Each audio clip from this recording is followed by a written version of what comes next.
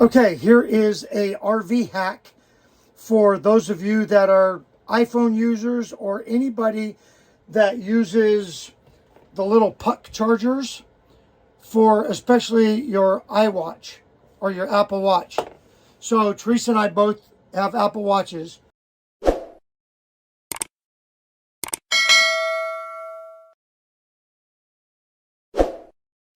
And we both charge our phones using this little puck. Well, the puck is magnetic. And we used to have a little stand here that took up lots of counter space. And you all know that in an RV, counter space is premium. This cord right here is an extension cord because the only plug that they give you in the kitchen area is underneath the cabinet there.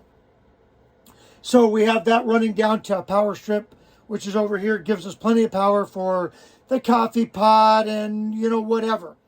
Anyway, this hack is so simple and it only needs a command strip and a pair of scissors. So the reason I'm pinching it there is because that's where I measured where I need to cut the command strip off. So that's all I need on the command strip.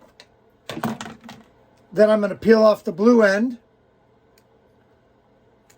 And for those of you that wonder what the blue end is, if you buy the command strips with the blue tape, they're better in moist areas or places that have water or whatever. Use them outside, really good. Now I'm going to take the silver side of the puck. I'm going to put my command strip on the puck. I'm going to peel off the wall end.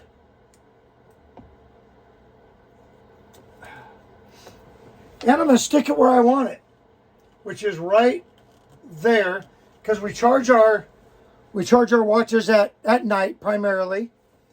So if I put it right there, it's under the keys, I know where it's at. And then when I go to charge my watch, all I got to do, stick it to the magnet. It's up, it's out of the way. There's no cords flopping all over the place. I took the cord to the puck and I wrapped it around this extension cord and put it into the USB. And that's all there is to it. A nice charging station for your Apple Watch.